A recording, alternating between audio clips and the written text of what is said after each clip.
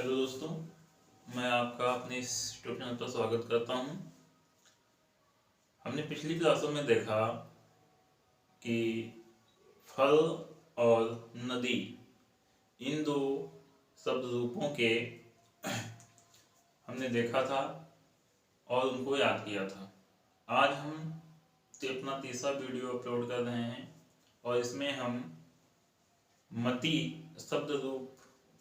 शब्द के शब्द रूप देखेंगे और इसमें याद करने का जो तरीका होता है वो हम आपको बताएंगे कि इसको कैसे याद किया जा सकता है। ठीक है, तो आइए चलते हैं, देखते हैं कि इनको कैसे आसानी से याद किया जा सकता है। ठीक है, तो चलिए आप देखते हैं। तो जैसा आपको पता है कि जो ये मति शब्द है, ये मति शब्द जो है ये इकारांत स्त्रीलिंग का है। किसका है? इकारांत स्त्रीलिंग। अब इकारांत क्या होता है ना? तो ये मैंने आपको पिछले वीडियो में बताया था कि इकारांत क्या होता है। ठीक है, तो अब इकारांत शब्द क्या है? स्त्रीलिंग है। आपको पता है कि संस्कृत में 3 लिंग होते हैं। ठीक है, एक होता है पुल्लिंग, स्त्रीलिंग और एक होता है नपुंसक लिंग। तो जो हमने फल का फल रूप शब्द रूप पढ़ा था वो क्या था? नपुंसक लिंग में था। ठीक है, नदी का जो हमने पढ़ा था वो किस में था? स्त्रीलिंग में था। और फिर हम ये आज पढ़ रहे हैं किसका? मधु का। तो ये भी किस में आता है? सॉरी, मति का। तो ये भी किस में आता है? स्त्रीलिंग में आता है। तो चलिए देखते हैं इसको याद करने का तरीका क्या है। हमने पिछले वीडियो में आपको कुछ चीजें बताई थी, वही चीजें हम यहाँ पे भी रिपीट कर रहे हैं। देखिए कि जो याद करने का तरीका होता है, देखिए वहां पर जो हम नदी के पढ़े थे तब इसमें हमने यहाँ पढ़ा था नदी भी पढ़ा था ना, यहाँ पे हमने पढ़ा था नदी। तो ये यहाँ पे क्या लिखा? मतिव। वहां पे क्या था? बहुवचन में तृतीया बहुवचन क्या बनता था नदी के शब्द रूप में? नदीव। और यहाँ पे क्या बना है? मतिव। फिर देखिए मतिभ्या, वहां पे था नदीभ्या, यहाँ पे मतिभ्या, वहां पे नदीभ्या। तो देखिए मैंने कोड वर्ड बताया था कि जो बहुवचन होते हैं वो क्या होते हैं? भी, भ्या, भ्या, नाम, सु। ये 4 देखिए, भी, भ्या, भ्या, नाम, सु। यदि किसी शब्द के लास्ट में भी, भ्या, भ्या, नाम, सु यदि ये शब्द आए तो वो किसके होंगे? बहुवचन के होंगे। ठीक है, अब हमें ये कैसे पता चलेगी विभक्तियां कि इसमें कौन सी विभक्ति होगी? तो देखो बेटा, ऊपर से हम 2 छोड़ दें, अगर प्रथमा और द्वितीया। प्रथमा है मतया और द्वितीया है मति। तो देखिए मतया और मति, प्रथमा द्वितीया, प्रथमा बहुवचन तो बनता है मतया और द्वितीया बनता है मति। तो यानी ऊपर से 2 प्रथमा द्वितीया को छोड़ दो, बाकी तृतीया भी होगा। अगर शब्द के लास्ट में भी आ रहा है तो वो बहुवचन का तृतीया होगा। यदि लास्ट में भ्या आ रहा है तो ये बहुवचन का या तो चतुर्थी होगा या पंचमी होगा। देख लीजिए, ये देखिए यहाँ पे ये चतुर्थी और ये पंचमी, ये दोनों देखो यहाँ पे भ्या भ्या लास्ट में है, मतिभ्या और मतिभ्या। भ्या भ्या रहा ना, तो ये जो अगर किसी शब्द के लास्ट में भी है तो तृतीया हो जाएगा, यदि भ्या है तो चतुर्थी हो जाएगा या फिर पंचमी हो जाएगा। किसका? बहुवचन का। ठीक है, इसी तरह से यदि नाम है किसी शब्द के लास्ट में तो वो क्या होगा? षष्ठी हो जाएगा। क्या होगा? षष्ठी हो जाएगा। और यदि शब्द के लास्ट में सु आ जाए तो वो हो जाएगा बहुवचन का सप्तमी। ठीक है, और जो हमारा संबोधन होता है वो प्रथमा ही होता है, मतयः। देख लीजिए यहाँ से हे लगा देंगे, हे मतयः। ठीक है, और ये संबोधन चिन्ह हमारा हो जाएगा। तो उम्मीद करते हैं कि आपको समझ में आया होगा। एक बार इसको पढ़ लेते हैं, मतया मति, मतया मति मतिव। ऐसे अगर याद करना तो ऐसे याद करिए, मतया मति मतिव, मतिभ्या मतिभ्या, मति नाम। ठीक है, मतिषु हे मतया, मतिभ्या सॉरी मतया मति, मतया प्रथमा मतया, फिर द्वितीया मति, तृतीया मति भी, और चतुर्थी होगा आपका मतिभ्या, पंचमी भी आपका होगा मतिभ्या, षष्ठी आपका होगा मति नाम, और जो सप्तमी होगा मतिषु, और जो संबोधन होगा वो क्या होगा? हे मतयः।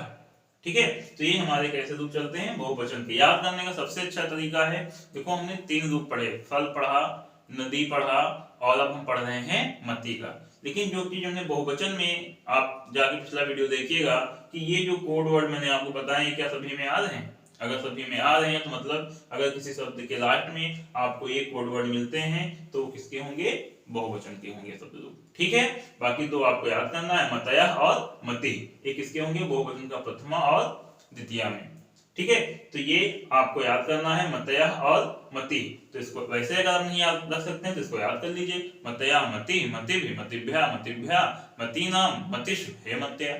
ठीक है, इसको ऐसे आप याद भी कर सकते हैं। अब हम बात करते हैं दो वचन की। तो दो वचन में आप देख लीजिए प्रथमा द्वितीया एक समान, मति मति, मति और मति, प्रथमा द्वितीया मति मति, किसका, दो वचन का, प्रथमा द्वितीया मति मति। और फिर देखिए तृतीया चतुर्थी पंचमी, तीन, तृतीया चतुर्थी पंचमी विभक्ति जो बनते हैं द्विवचन का, वो मतिभ्याम मतिभ्याम मतिभ्याम। हमने पिछले वीडियो में भी देखा कि ये जो तीन शब्द हैं, ये जो लास्ट में इनके भ्याम आ रहा है, भ्याम भ्याम, ये पिछले वीडियो में हमने देखा सभी शब्द रूपों में ये आ रहे थे ना। तो अगर आ रहे थे तो इसका मतलब है अगर भ्याम भ्याम भ्याम किसी शब्द के लास्ट में आ रहा है तो वो द्विवचन का या तो तृतीया होगा या चतुर्थी होगा या पंचमी होगा। ठीक है, इसके बाद देखिए जो लास्ट के हैं वो क्या होंगे, मतयोः मतयोः, है ना, कौन, षष्ठी और सप्तमी, मतयोः मतयोः।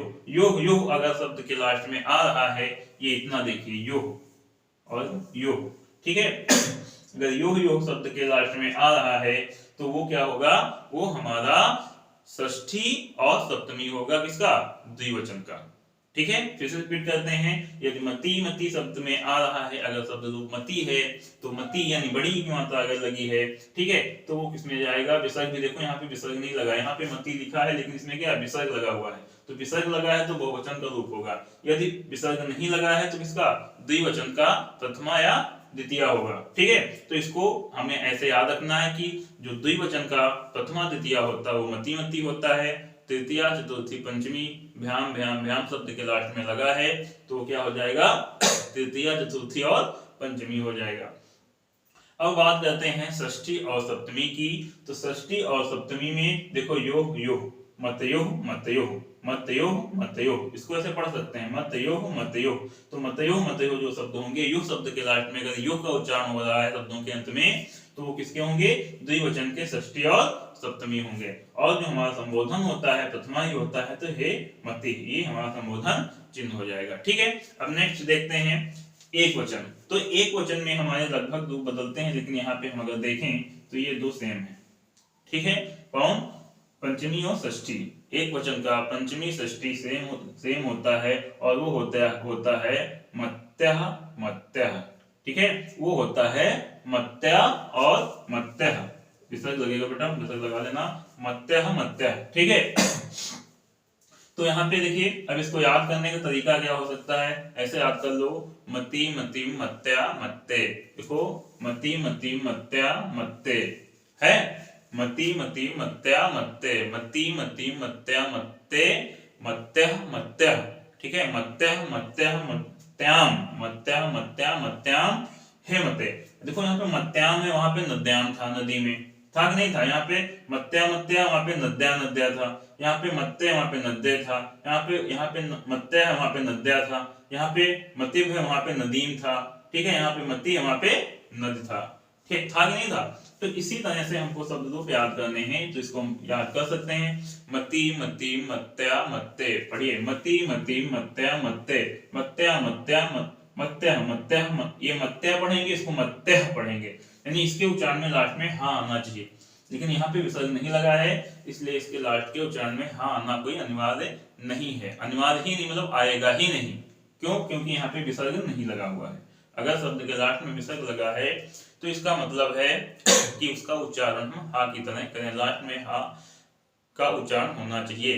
ठीक है, क्योंकि विसर्ग उच्चारण कैसे होता है, हा की तरह होता है। ठीक है, तो इसको एक बार हम फिर से पढ़ लेते हैं, मति मति मत्या मत्ते, मत्या मत्या मत्याम हे मते, मति मति मत्या मत्ते, मति मति मत्या मत्ते, मति मति मत्या मत्ते, मत्या मत्या मत्याम हे मते। ठीक है, ऐसे इसको हम याद कर सकते हैं। और याद करने का बेटा इससे अच्छा तरीका यही है, इसको आप पढ़िए और फिर समझिए और उसके बाद एक रफ कॉपी पे इसको लिखिए।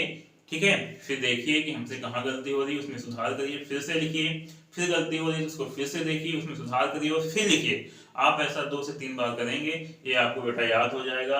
और एक बार आपने याद कर लिया तो लाइफ में, भविष्य में कभी दोबारा आपको इसको याद करने की जरूरत नहीं पड़ेगी। सिर्फ एक नज़र आप देख लेंगे और इसका आंसर बता देंगे। इसमें से जो भी क्वेश्चन आएगा उसका आंसर आप दे पाएंगे। तो उम्मीद करता हूँ कि ये वीडियो आपको समझ में आया होगा।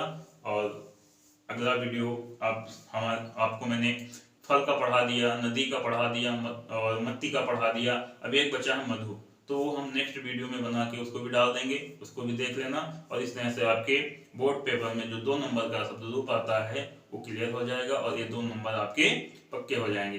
तो धन्यवाद, थैंक यू।